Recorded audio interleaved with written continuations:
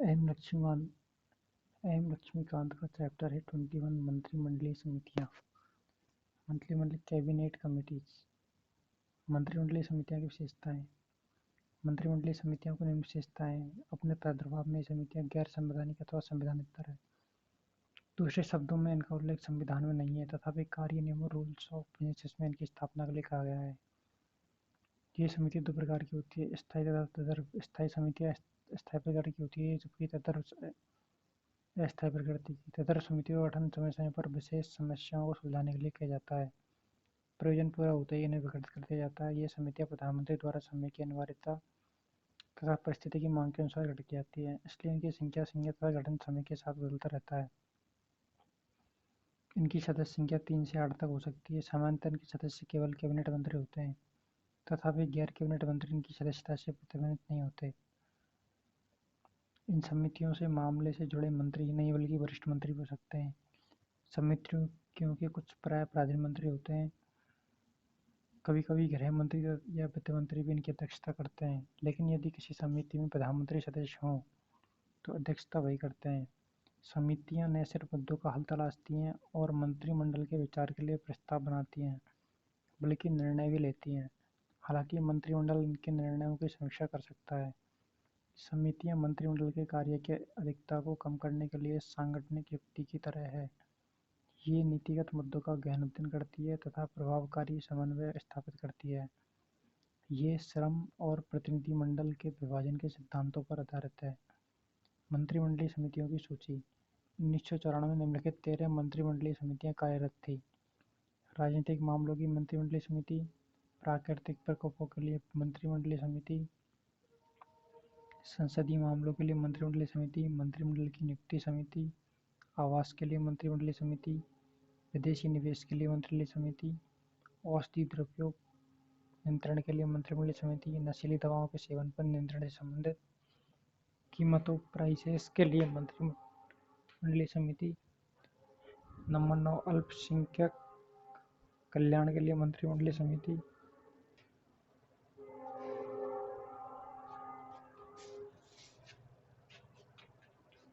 आर्थिक मामलों के लिए मंत्रिमंडलीय समिति, व्यापार एवं निवेश के लिए मंत्रिमंडलीय समिति,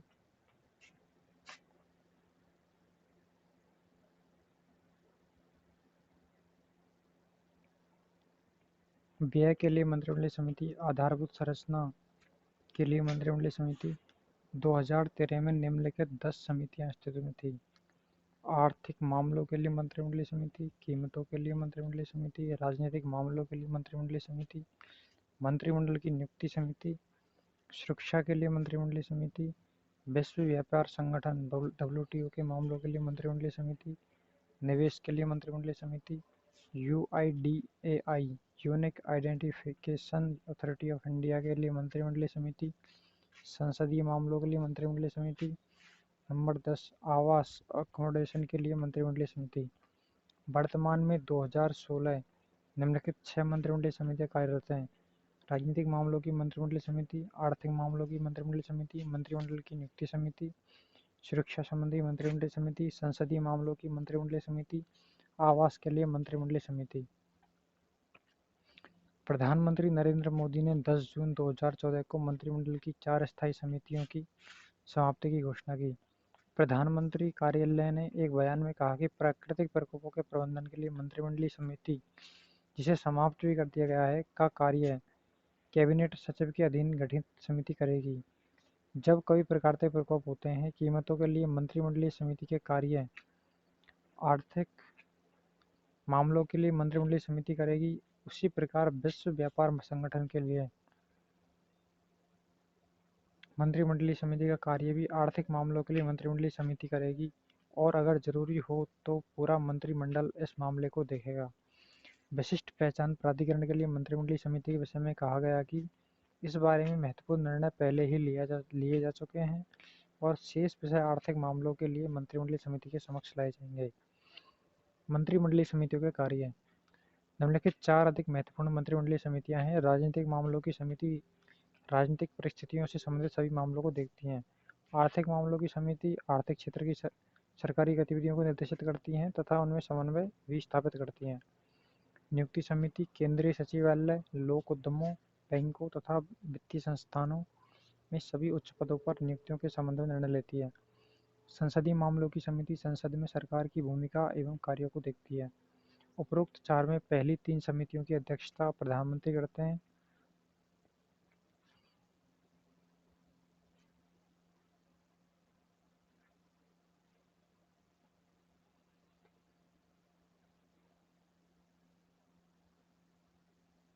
तथा अंतिम चौथी समिति के अध्यक्ष गृह मंत्री होते हैं। सभी मंत्रिमंडलीय समितियां सर्वशक्तिशाली समिति राजनीतिक मामलों की समिति मानी जाती है, जिसे सुपर कैबिनेट भी कहा जाता है। मंत्रियों के समूह। मंत्रिमंडलीय समितियों के अतिरिक्त विभिन्न मुद्दों विषयों को देखने के लिए कुछ मंत्री समूहों का भी गठन किया गया है। इनमें से कुछ मंत्री समूह को मंत्रिमंडल की ओर से निर्णय लेने का अधिकार प्राप्त है, जबकि शेष समूह अपनी अनुशंसाएं मंत्रिमंडल को भेजते हैं। पिछले 2 दशकों में मंत्री समूह नामक संस्था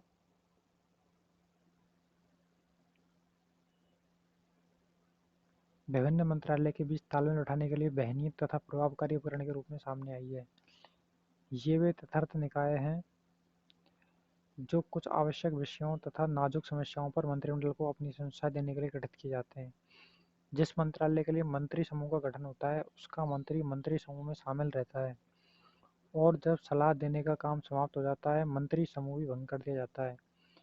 2013 में निम्नलिखित 21 मंत्री समूह अस्तित्व में थे।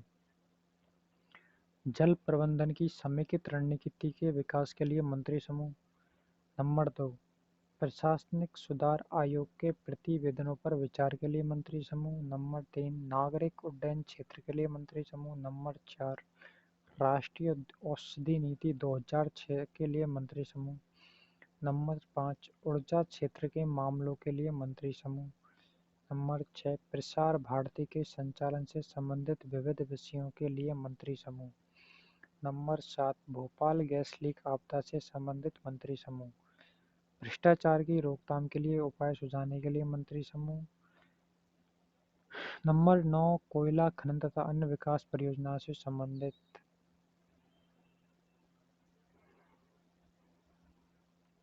भोपाल गैस लीक आपदा से संबंधित मंत्री समूह। भ्रष्टाचार की रोकथाम के लिए उपाय सुझाने के लिए मंत्री समूह। कोयला खनन तथा अन्य विकास परियोजना से संबंधित पर्यावरणीय एवं विकास संबंधी विषयों के लिए मंत्री समूह।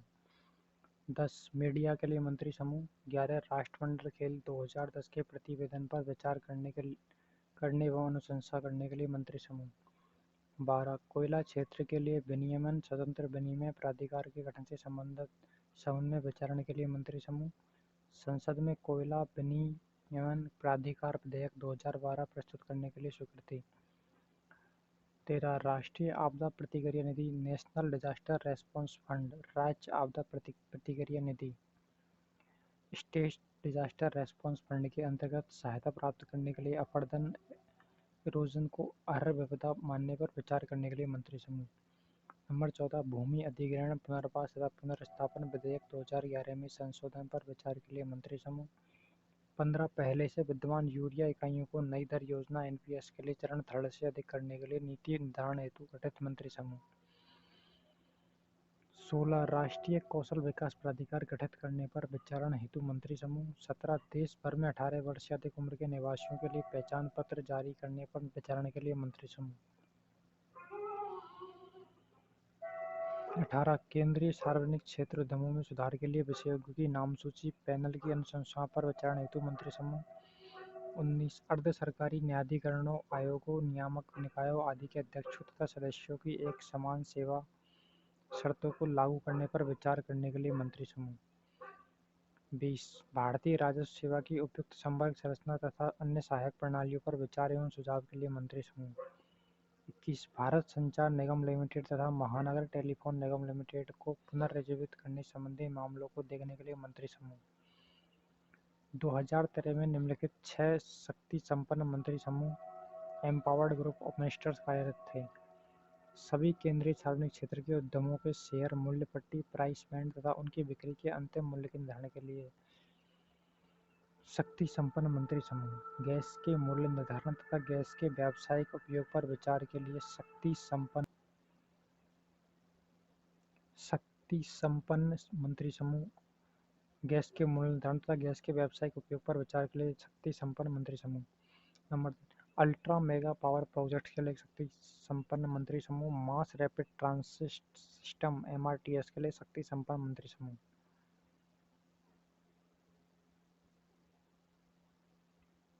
Page number 21.4। 5, स्पेक्ट्रम खाली करने, वैकेशन ऑफ स्पेक्ट्रम तथा 3G स्पेक्ट्रम की नीलामी के लिए 22 सेवा क्षेत्रों में अनुज्ञप्ति लाइसेंस प्रदान करने तथा 2G बैंड में स्पेक्ट्रम आवंटन के मामले देखने के लिए शक्ति संपन्न मंत्री समूह। सूखे पर शक्ति संपन्न मंत्री समूह। द्वितीय प्रशासनिक सुधार आयोग 2005 से 2009 ने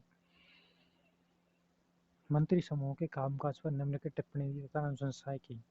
आयोग की राय में बड़ी संख्या में मंत्री समूह के गठन से अनेक मंत्री समूह अपने निर्धारित कार्य पूर्ण करने के लिए नियमित रूप से एकत्रित नहीं हो पाते, जिससे कई बड़े मामलों में काफी विलंब हो जाता है। आयोग ने अनुभव किया कि मंत्री समूह की संख्या के अधिक चयनात्मक उपयोग सेलेक्टिव यूज से उनके बीच बेहतर समन्वय स्थापित होगा, विशेषकर जब उन्हें मंत्रिमंडल की ओर से एक निर्णय तक पहुंचने की शक्ति प्राप्त हो अपने कार्यों को तय समय सीमा में पूर्ण करने के लिए। नंबर 3, आयोग ने अनुशंसा की कि इस बारे में सुनिश्चित हो लेने की आवश्यकता है कि मंत्री समूह में विद्यमान समन्वय प्रणाली प्रभावी ढंग से कार्य करती है तथा उससे मुद्दों के शीघ्र समाधान में सहायता मिलती है। चयनात्मक लेकिन प्रभावकारी उपयोग, साथ ही स्पष्ट आदेश तथा निर्धारित समय सीमा के रहते ही मंत्री समूह का लाभ उठाया सकता है। GOM तथा EGOM की समाप्ति। अतीत से अलग हटकर कार्य करने का संकेत करते हुए नरेंद्र मोदी सरकार ने 31 मई 2014 को सभी मंत्री समूह, ग्रुप ऑफ मिनिस्टर तथा शक्ति संपन्न मंत्री समूह एम्पावर्ड ग्रुप ऑफ मिनिस्टर्स की अधिक जवाबदेही एवं सशक्तिकरण के लिए समाप्ति की घोषणा की। पूर्ववर्ती यूपीए सरकार द्वारा 9 EGOM तथा 21 GOM की स्थापना विभिन्न मामलों पर निर्णय लेने के लिए की थी, जैसे भ्रष्टाचार, अंतर-राज्य जल विवाद, प्रशासनिक सुधार एवं दूरसंचार के लिए मूल्य निर्धारण आदि। इन विषयों को मंत्रिमंडल के विचारार्थ प्रस्तुत करने के पहले इन समूहों में इन पर चर्चा करके निर्णय लिया जाता था। यूपीए सेकंड के दौरान 27 मंत्री समूह तथा 24 शक्ति संपन्न मंत्री समूह गठित किए थे, जिनमें से अधिकांश के अध्यक्ष रक्षा मंत्री A.K. एंथोनी बनाए गए थे। प्रधानमंत्री कार्यालय से जारी इस प्रेस विज्ञप्ति में मंत्रालयों और विभागों को सशक्त और सक्षम बनाने की दिशा में इस पहल को बड़ा कदम बताया गया। अपने मंत्रिपरिषद के सदस्यों को विभागों का आवंटन करते हुए प्रधानमंत्री ने कहा, सभी महत्वपूर्ण नीतिगत मामले उनके अधिकार क्षेत्र में होंगे।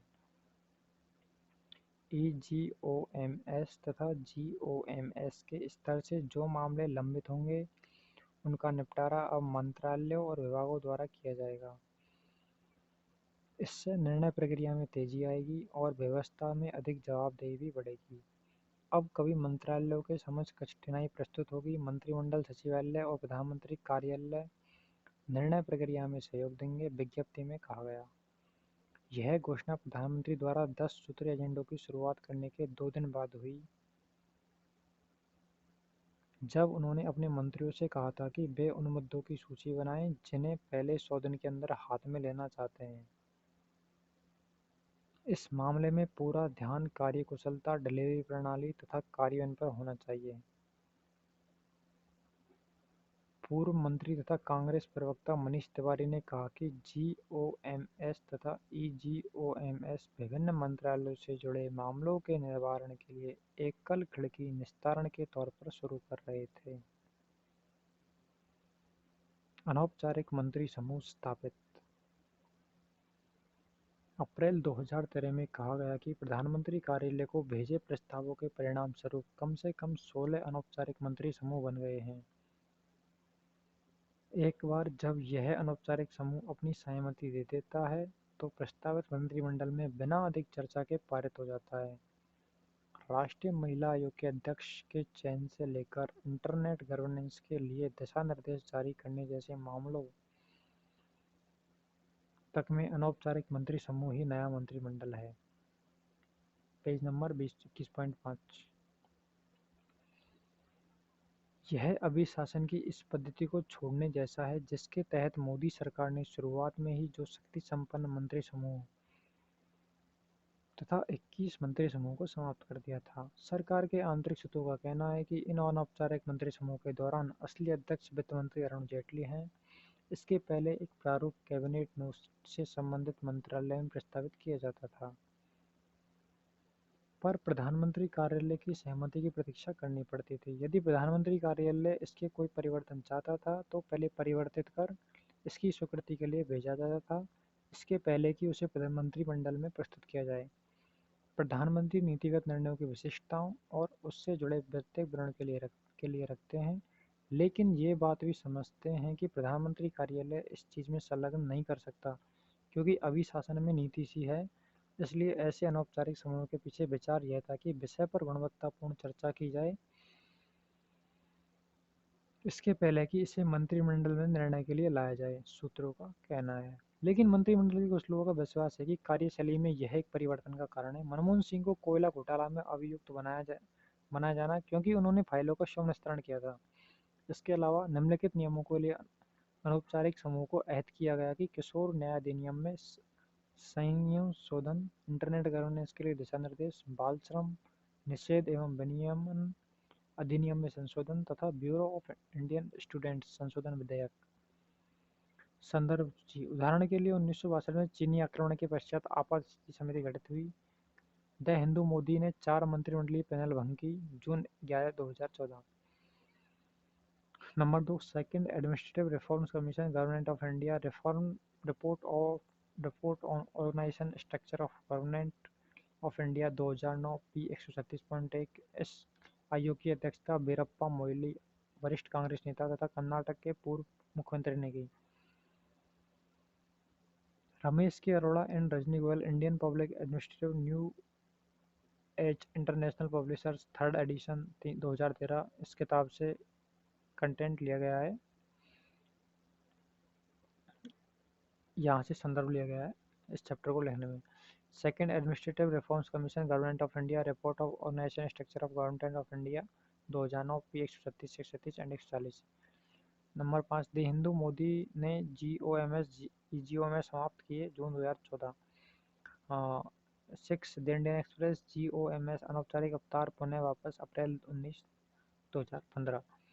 तो ये जो संदर्भ सूची है, यहाँ से इस चैप्टर को और अच्छी तरह से डिजाइन किया गया है। तो ये हमारा चैप्टर कंप्लीट हो गया, चैप्टर 21 मंत्रिमंडलीय समितियाँ। थैंक यू दोस्तों, लाइक, कमेंट, सब्सक्राइब।